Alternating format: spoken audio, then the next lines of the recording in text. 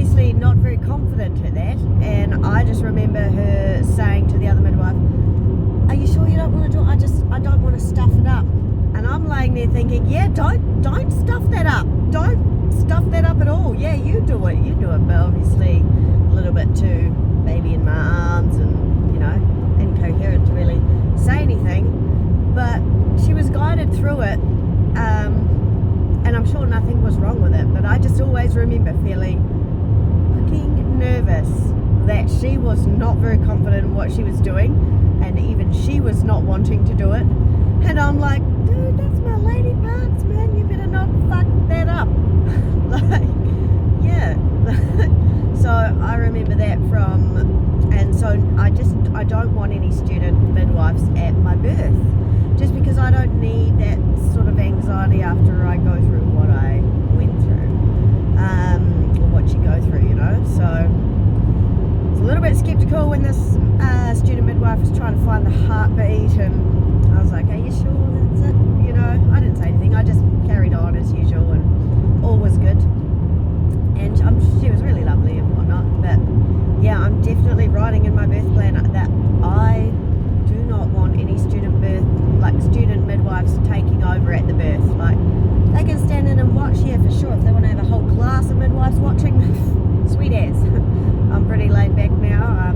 I think you lose your dignity after the first kid, so. But I just don't want them taking over. I don't want them doing any stitching or any grabbing or any cutting or anything to do with, yeah, I think that's why we all look for a sort of an experienced midwife, right?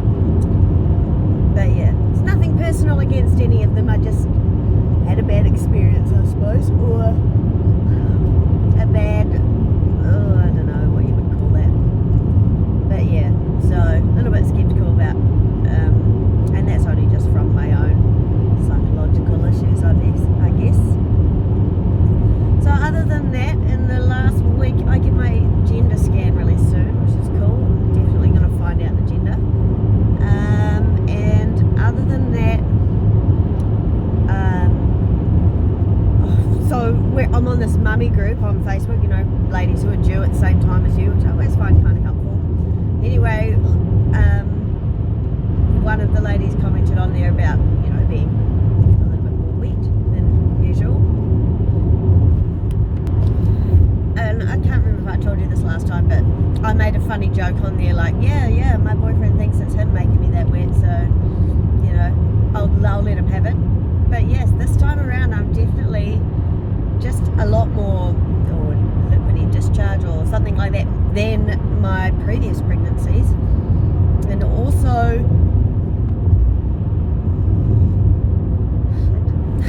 this time around, and I remember it from my second pregnancy, having to wear, like, you know, LBL liners, you know, like bladder leakage liners, because you cough, you sneeze, or you do something that's slightly, you know, a little bit abrupt on your body, and you don't know if that's going to hold. You just, I don't know if it's bladder weakness. And I remember thinking last time, like, holy shit, is this my life now? Am I just always going to wet myself every time I cough or sneeze or laugh or jump? Is that my life? Am I going to, like, pee a little? But that stopped after I gave birth, and that was really relieving, because I thought it was really bad. Might have been because I had them quite close together. But this time, I'm just lined up every day with an LBL liner, because, you know, those normal liners aren't really going to cut it, because I'm coughing and, you know, sneezing, and every time I do, if I'm not holding my crutch, I might pee a little. So, the joys of pregnancy. So I'm hoping that subsides once I have the baby. And that's really only something that I have experienced in subsequent pregnancies. So it didn't happen with my first, and I don't think it matters how many Kegels you bloody do. But it might. Hey, comment down below if it does. Maybe I should be doing more of those. But yeah, it's just something I remember freaking out about in my second pregnancy. Like, oh no, is this my life now?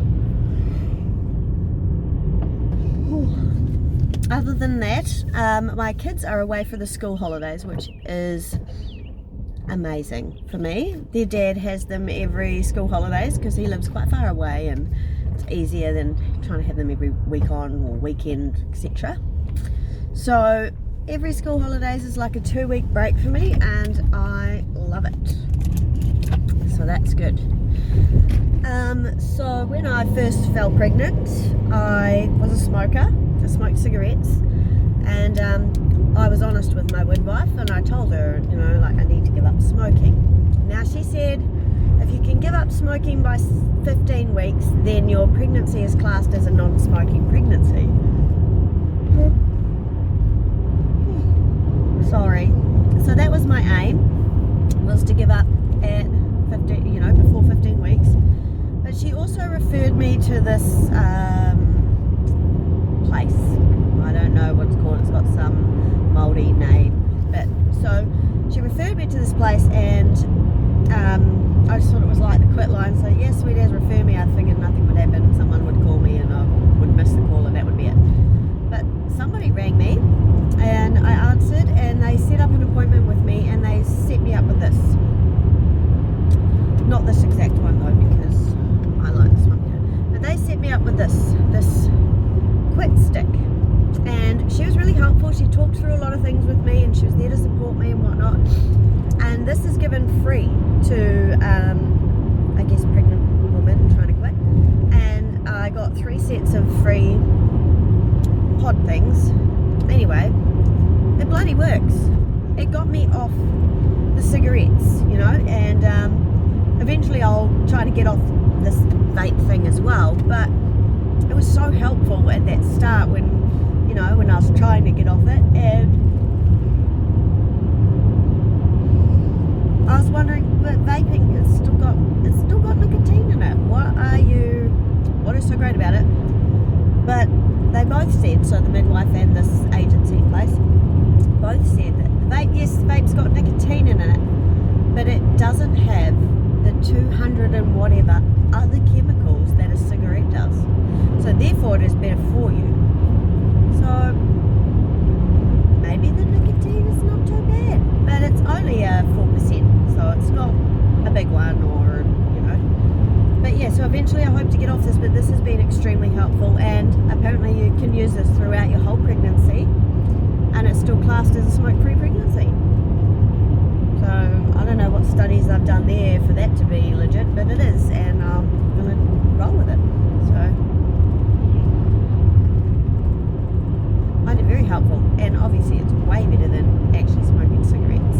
I feel better for it as well, So yeah, I just feel like people need to be honest with their midwives and tell your midwife that you're smoking. Don't try and hide it, because you stink like cigarettes.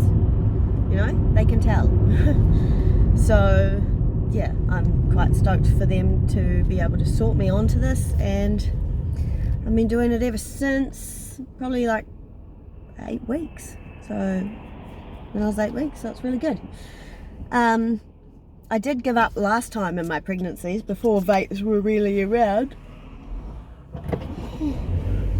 I gave up, and that was just something I did on my own accord. I think probably by about the 16 or 18 week mark with both of them. Well, mainly with the first, because I didn't really smoke too much in between. But yeah, it just became gross to me, and it just sort of stopped. So yeah, it's sort of halted itself almost. And then I don't think I started smoking again until after my second bubba. It was actually when I went back to work after having them both. When I went back to work and worked a little bit stressful, is when I really started smoking full time again. But during that break that I had, smoke smelled gross. People who smoked smelled yuck. And I don't know how I got back into it, but I did. But it stinks, and it's gross, and you can just smell it on anybody, and I didn't like it at all. So it's funny how, I guess the addiction side of things took me right back to square one. But yep, here we are again, and hopefully this keeps me off them for good. I mean, if this has got the nicotine that I'm after from a cigarette, then I shouldn't really, need to smoke a cigarette again. They're so expensive here too. definitely way too expensive. So it's good to save money as well. Anyway, if anybody else is having pregnancy smoking issues or anything like that, if you've got any questions, just feel free to pop them down below and I'll do my best to answer them. But other than that, that's pretty much me for the last week and a half since my last video. So yeah, enjoy your day. Summer is finally here in New Zealand and it's very exciting. Alright, okay.